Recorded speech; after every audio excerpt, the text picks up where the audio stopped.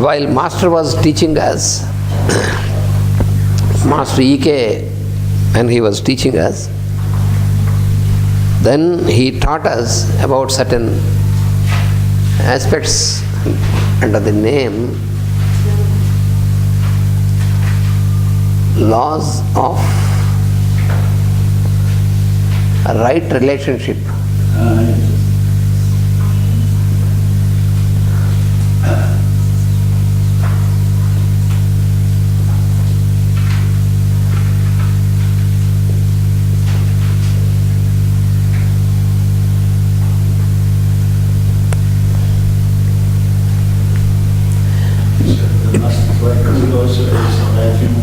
Yes, laws of right relationship. If we do not understand the laws of right relationship, and if we do not follow the laws, then what happens is, instead of laws, there will be loss of right relationship.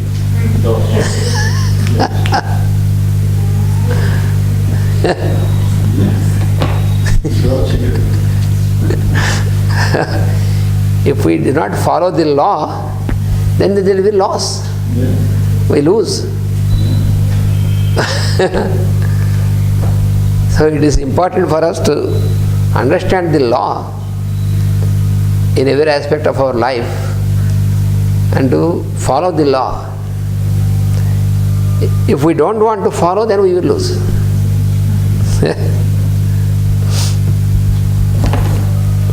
So what are the... So there is in preface they said that the laws of life are the laws of right relationship with oneself. This is the relationship not just with other person. First is generally when we speak of relationship, then immediately we think of relationship with other person. This is not that. First of all, you should know the relationship with yourself. Without having a proper relationship with yourself, you cannot have a proper relationship with other person. So the right relationship should be applied first to yourself.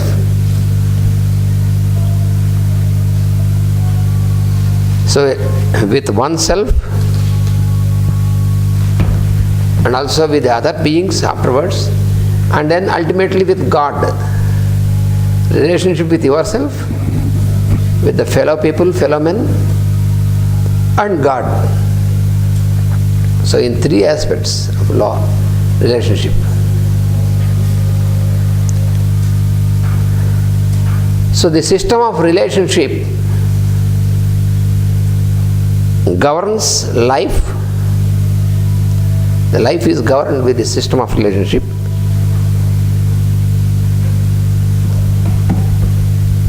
So a knowledge of the principles and techniques of these right relationships will give good guidance, help and inspiration. What is the benefit?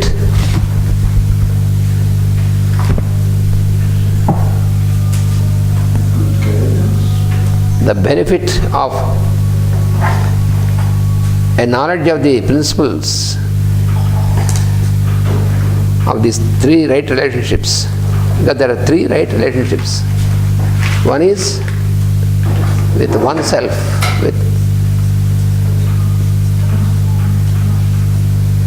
so second is the relationship with others, fellow men.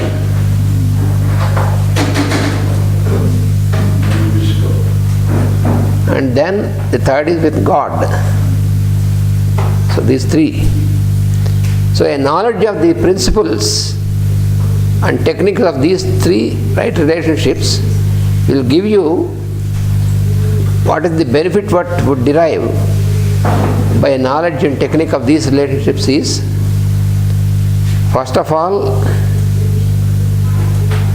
a priceless, a guidance which has no price. priceless guidance.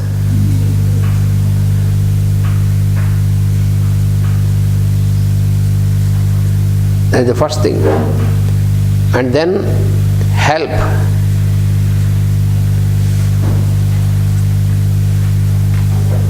And the third one is inspiration.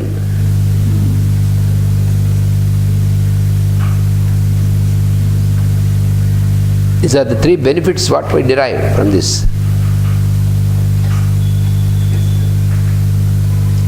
It leads to an effort to bring human living in line with basic realities. There are some what are called basic realities. Basic realities.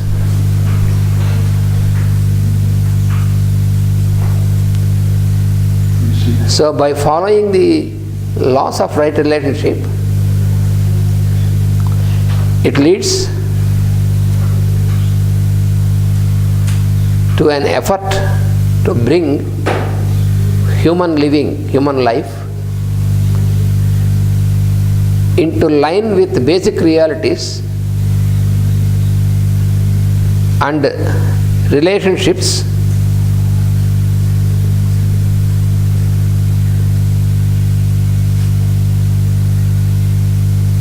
basic realities, relationships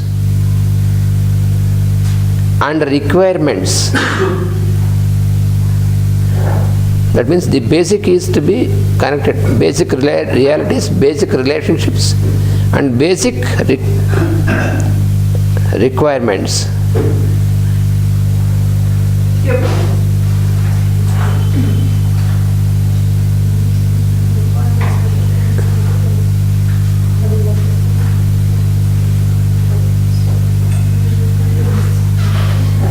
And so by such an application, what you get is a better managed life, a better life and a better future also. You can have a better life.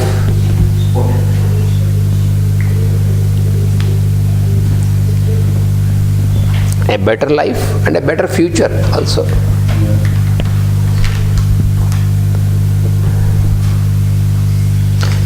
Because if you cannot arrange yourself to have a better life, then what happens is life is only spent away. What always Master used to say is, we are given this opportunity to live life but not to live away life. Living life is different from living away life. To live life is always in good condition, in present, in happiness. Live away life is to spend the life somehow. Mechanical. That is of no use. If you live 100 years but with the spirit of living away life, somehow I want to live somehow. Why should do somehow? You should live with good quality.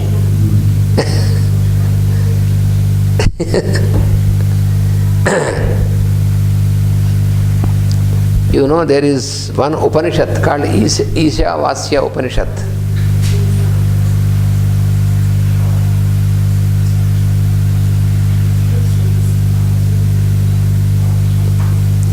In this Upanishad, in the very beginning, Ishavasya. It is also shortly, it is called Isha Upanishad also. In this it is said that you should aspire to have a full span of life. You should aspire to have a full span of life. You should always think, I should live 100 years, a full span. But how? That is also given. By attending always to a good work. Like this, you should aspire to live the 100 years, full span. If you forget that, to attend to a good work always, if you forget this duty, then if you live the life, it is only living away, spending away the life. It is useless. If you cannot make a progress, then what is the purpose? So every time an opportunity is given for us to have a life, and that is always to make a progress, a forward step. And that is possible when you know the laws of right relationship with these three aspects: with yourself, with the fellow people, fellow men, and with God. So that is why these laws are very important.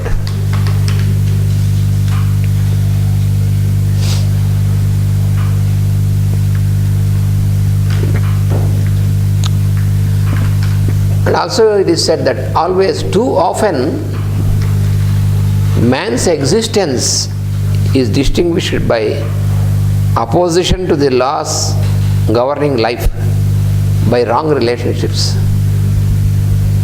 Why we are not able to experience the real happiness, why we are not able to derive the full benefit of our living, is because by wrong relationship, by going against the law. If we go against the law of nature, then you make a wrong relationship. So when you make a wrong relationship, how can you experience this happiness? It is a necessary task to see life truly, not from the wrong standpoint. A true standpoint is important. And that is for spiritual. Spiritual means, here many people wrongly understand, because if you say you should have spiritual life, immediately many people are afraid and try to postpone this, because they think that spiritual life is something different from the real life with a form. So if you say you must try to be spiritual, and that means, oh, then I have to leave my work, I have to leave my family, I have to leave my relationship. That is not spiritual. The word spiritual means live as spirit. Live in spirit.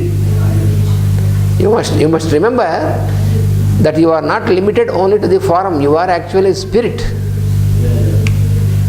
extended into the form. The form, what you see as body, is nothing but one of the manifestations of the spirit itself.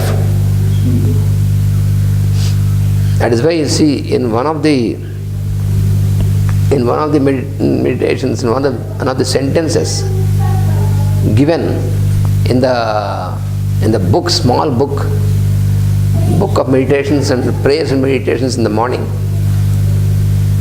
it is given as a small sentence by Master. What we call our body is a sunbeam focused into the form. It is only sunbeam focused, put into a form, that's all. So we should know that what you see as form with material aspect is nothing but the sunbeam only focused like that into the form. So our real existence is spiritual only. As a spirit. That we should not forget. Which is really the next step what humanity has to do. Yes. To liberate from the form. From the limitation of the form. Thinking that you are form. Yes. If we only think that our existence is only as form, then we are limited. Yes. So to get out of the limitation, you have to know these laws. Our failure to search for or recognize and respond to the law of right relationship, why we fail to respond to the law is simply that failure makes us individual lot harder for their forces to be reckoned with. It makes our existence hard and difficult if you do not respond to the laws. Generally, the human mind, the mind of a human being who has not entered into the yogic application is always has a tendency to avoid the law, not to abide by the law. Master used to give a very simple example from our daily life. Suppose you are driving a car. If you are driving properly only because you are being observed by the police, by the surveillance, if you only want to be perfect and properly drive because of the observance, then you are not right. The observance of the police is only to motivate you to drive properly so that you may not injure yourself and injure others. So the law is, following of the law is to keep you and others also protected from damage. So the law is not it is not something which is imposed on you. It is not imposing. That is where we should not understand properly. It is not imposing. Because many people wrongly understand why all these laws are imposed upon me. Not imposed. If you follow the law, you also will be happy, others also will be happy, everybody can live happily. So following the law is not an imposition.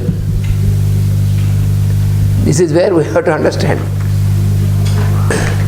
This is up to us. Huh? This is up to us. Up to us. To apply this will, this good will, to follow them. That's all. That's all, because you know, if we do not apply, not only damaging ourselves but others also. Yeah. Because we are one among the others, one among the many. We are in the society. So, if one person do not abide by the law, it will be damage for the others also.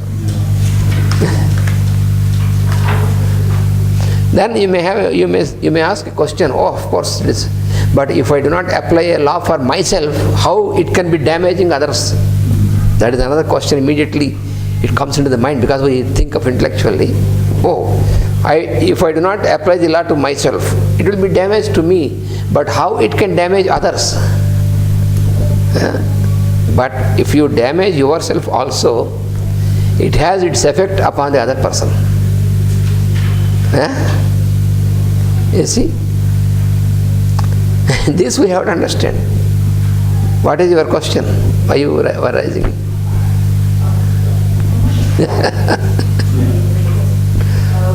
Правильно ли я поняла?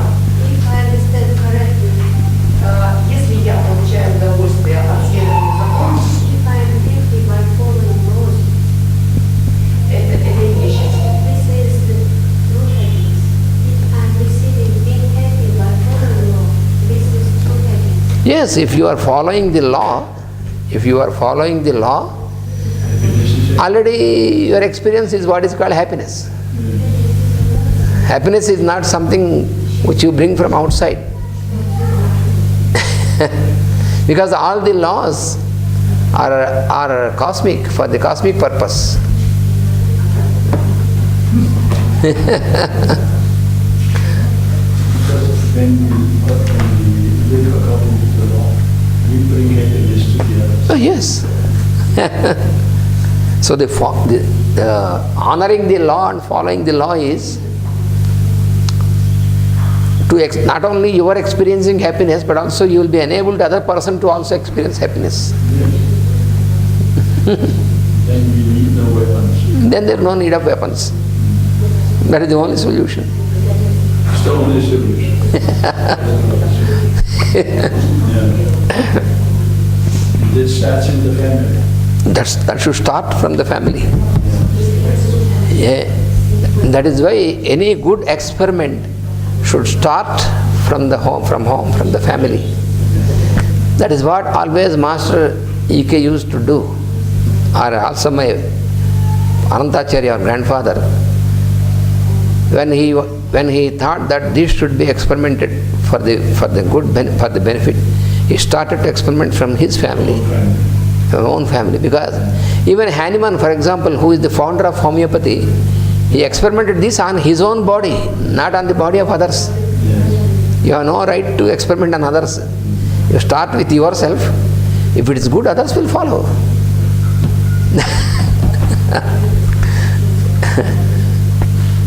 This is also in the discipleship. You have to start with yourself. With yourself. You cannot put this on others. No. You can only share, but you cannot put to others. That's guiding through example. yes. So, if you understand correctly, if I automatically follow laws, my family automatically becomes happy. Yes, if you naturally follow the laws, you will experience happiness, and your family, means the individuals of your family, towards you, they can be happy. They can be happy also if they also follow the law. The same. If they respect the same. If they only want to be respected, Yes. and can others then be respected?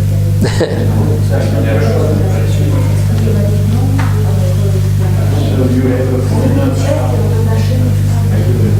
They cannot be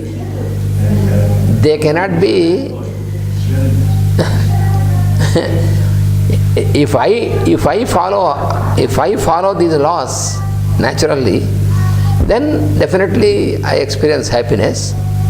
And when I follow the laws, others in relationship to me also will, in my presence, will follow the experience, same experience, the happiness.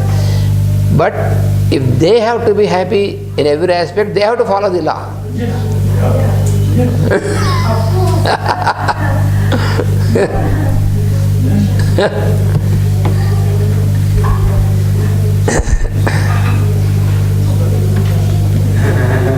So it is not just enough if one person in the family will follow. This was always the same. When people had trouble, they went to the priest. Yes. And the Yeah. priest told them. Yes. But then they applied it only for themselves. It is the same in any religion, because religion is just only an arrangement. It is the same. Suppose if I want to be rectified, if I want something to rectify and be happy, that I should practice. But the priest or guru, whatever, maybe will give the guidance how to do it. But you should not think that I can just put on the head of the priest the whole thing and he will do for me. No, it's not a solution. It is this spirit, this type of attitude. That means we can put all the burden upon the other person, he will do for us. That cannot. For example, if the patient between doctor and the patient, the doctor or the healer can do, provided the patient cooperates in the sense that he also is ready to contribute by rectifying towards rectification. If the patient feels that, oh, I have put everything on the doctor, he will do it. No. Not possible. In the same manner with education also. If we send the child to the school and think that our responsibility is over, then it is not true. So the same thing applies in all the fields. That is where now There is utter failure in education, in medicine, all these things. Everywhere, utter failure. Because you want to put the responsibility, because it's commercial thinking. Yes. It's commercial thinking. Because I pay some money to the school, then I feel that because I have paid the money to the school, it is the responsibility of the teachers of the school to look after and to rectify my child. My children will be very well educated. And so there is a failure. Because you are paying money is no way. This is so it is not possible. If you, for example, if you are hungry, so you can, they will serve some food before you, good food and everything. But your hunger is satiated only when you take the food and put and eat. Suppose you say, if I were too lazy and say, please eat the food for me, so what is the use? You have to eat.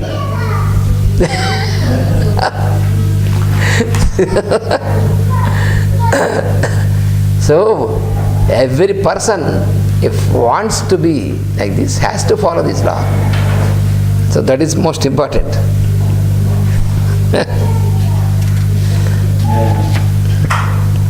So when you apply the law of relationship towards health, so now we are focusing this application of right relationship towards the aspect of health, that we are taking up, the study of health.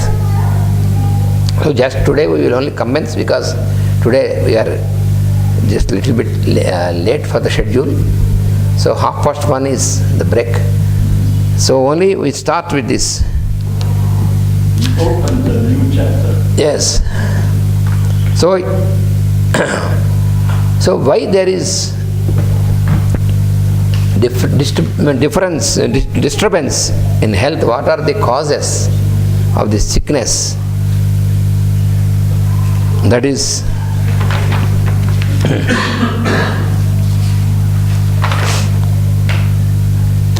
there are different causes. Cause of ill health, a disturbance.